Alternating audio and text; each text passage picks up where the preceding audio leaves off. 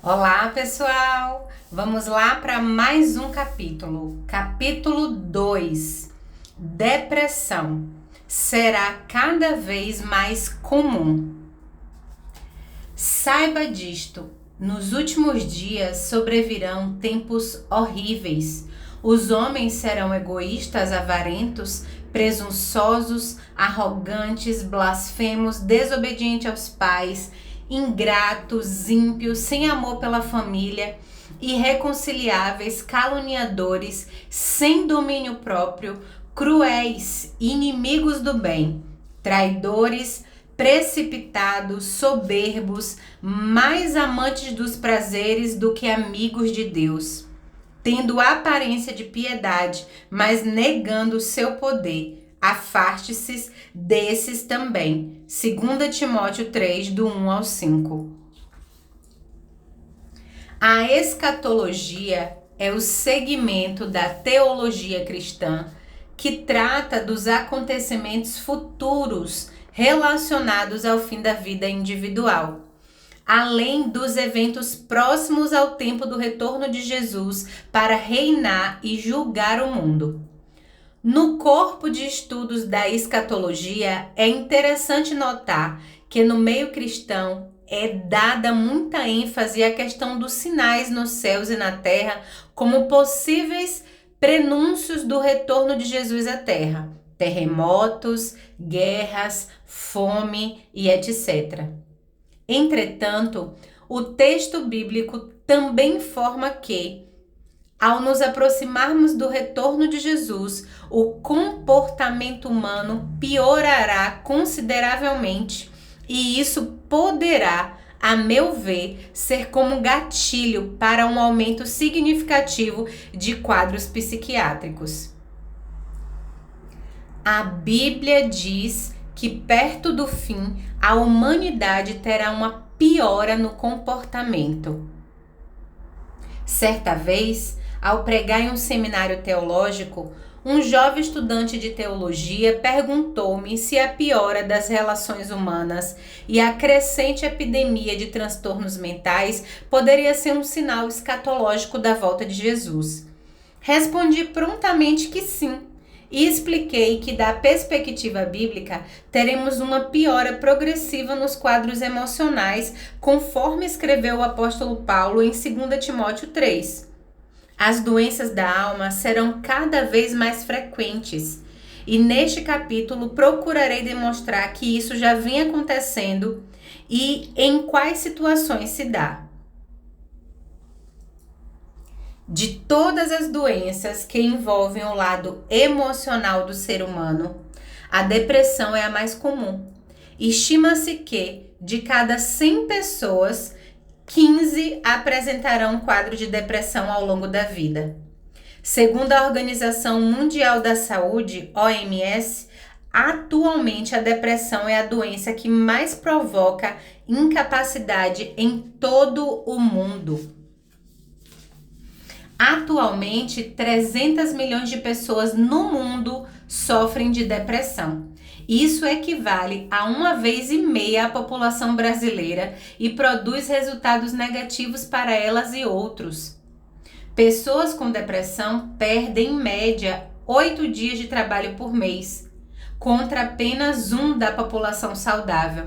Além disso, a depressão está associada a prejuízos no funcionamento global do sujeito, elevados custos econômicos, queda na qualidade de vida e maior risco de desenvolvimento de outras doenças, como diabetes, câncer, doenças cerebrovasculares, podendo encurtar os anos de vida do indivíduo, bem como levar à traumática morte por suicídio. Ao atender pacientes com depressão, ouço de quase todos que sofrem preconceito por apresentarem seus sintomas. Revelam sentimentos de incompreensão por parte de pessoas próximas e dizem que se esforçam para não deixar as pessoas perceberem que estão doentes. Isso mostra o preconceito e a sobrecarga emocional que as pessoas com depressão carregam ao longo da vida. Sim, ao longo da vida, porque a depressão, se não for tratada, poderá durar uma vida inteira. Existem vários fatores de risco para a depressão. Alguns são biológicos, físicos, outros emocionais, sociais ou comportamentais, e há os fatores espirituais. Do ponto de vista biológico, a depressão é 2 vezes mais comum em mulheres do que em homens. Fatores hormonais culturais como a dupla jornada casa-trabalho e problemas sociais podem contribuir para a maior frequência de depressão entre pessoas do sexo feminino. A faixa etária com maior frequência de depressão está entre 25 e 40 anos de idade. Mas a doença é subdiagnosticada em crianças, adolescentes e idosos. Nas últimas décadas, temos notado um aumento da frequência de depressão e da ocorrência de tentativas de suicídio entre adolescentes e idosos. Pessoas com enfermidades crônicas como doenças cardíacas graves, disfunções na tireoide, problemas hormonais, anemia e infecções virais crônicas também apresentam prevalência maior de sintomas depressivos. Em síntese, podemos dizer que a depressão pode estar associada a outras doenças, podendo, por sua vez, prejudicar a evolução de outras doenças clínicas, isto é, agravar outros quadros clínicos, acentuando doenças que aparentemente não têm nada a ver com a depressão. Genética não é maldição familiar. Outro ponto biológico que merece atenção por aumentar o risco de depressão são os fatores genéticos. Herdamos de nossos pais uma predisposição genética para a cor da pele, dos olhos, variações de peso e para algumas doenças. Assim, pessoas que possuem membros da família com histórico de depressão tendem a apresentar um risco maior para desenvolver a doença, sobretudo se o parente for de primeiro grau. Quanto maior o número de pessoas na família com depressão, maior o risco de desenvolver uma depressão de causas biológicas. Vários genes relacionados à depressão têm sido mapeados nos últimos anos e esperamos que no futuro tenhamos tratamentos mais específicos de acordo com a genética dos pacientes.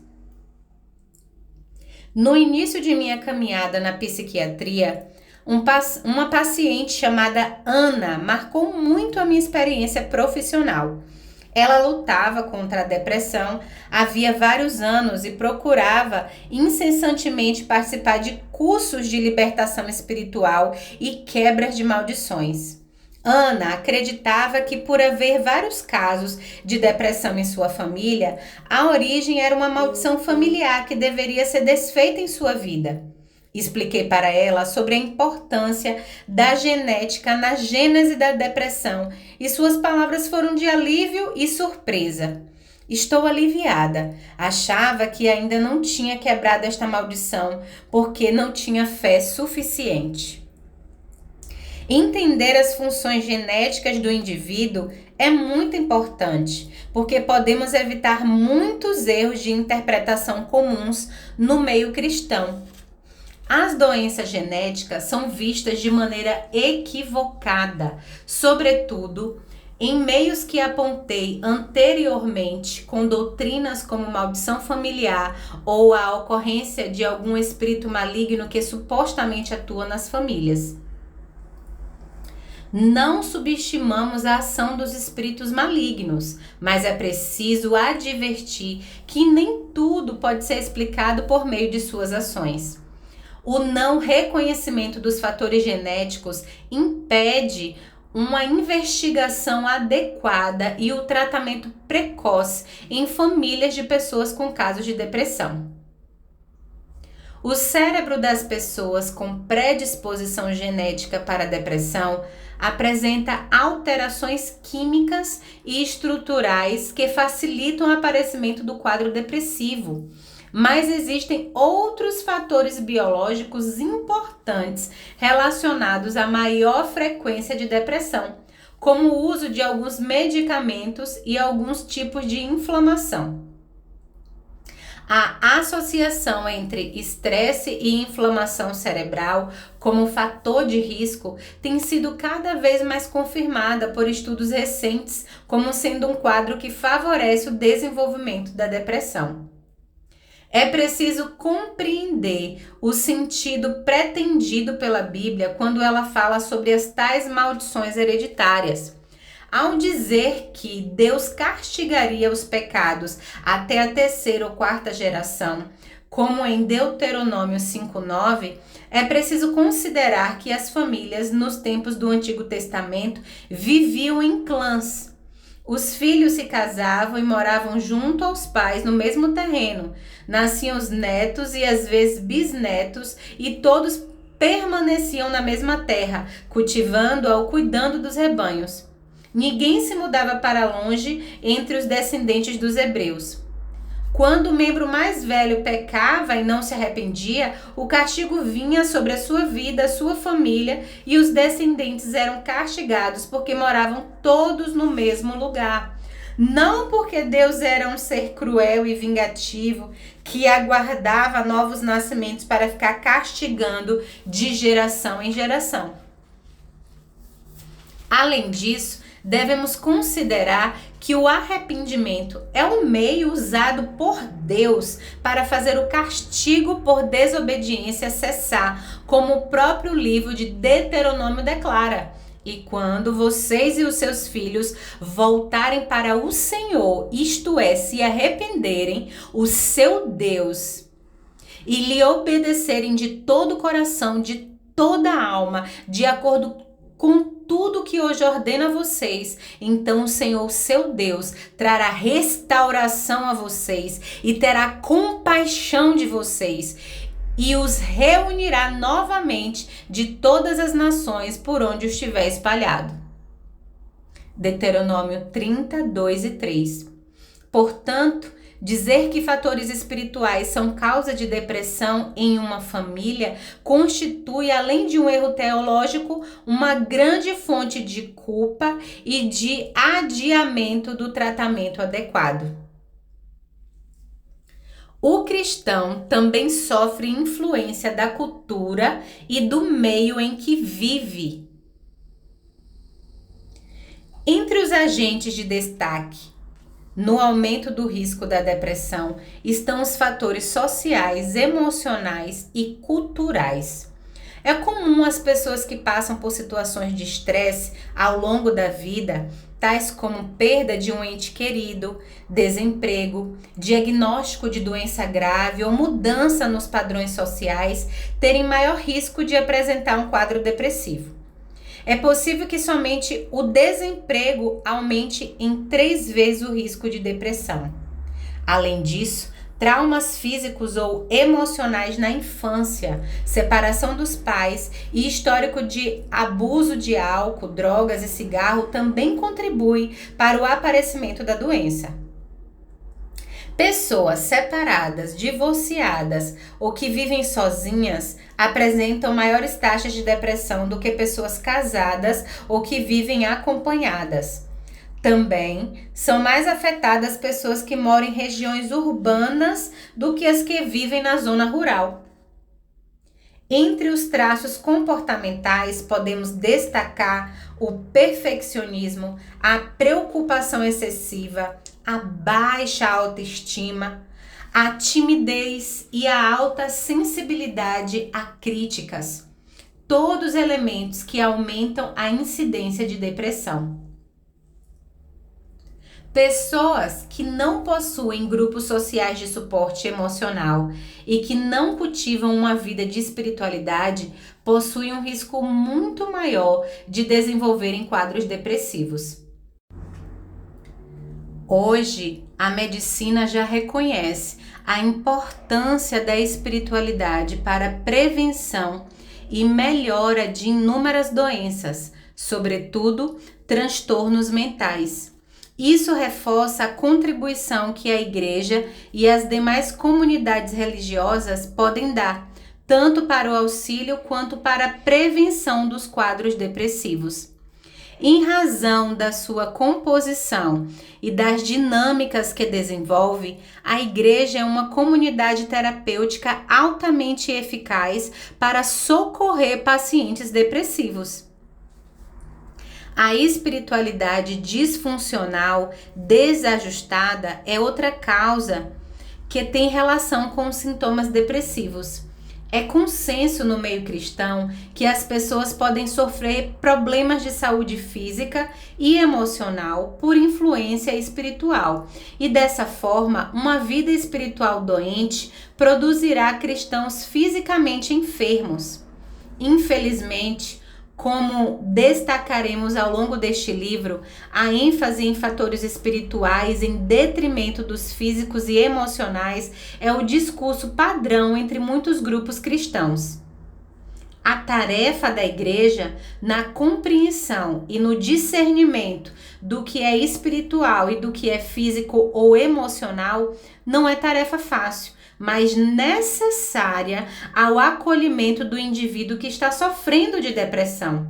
Um questionamento que muitos têm feito é se os casos de depressão têm aumentado ao longo das décadas. De fato, segundo dados da Organização Mundial da Saúde, o número de pessoas vivendo com depressão aumentou quase 20% em uma década. 2005 a 2015. Voltando ao que disse o apóstolo Paulo, inspirado pelo Espírito Santo, ele afirmou que, perto do fim, o comportamento humano pioraria.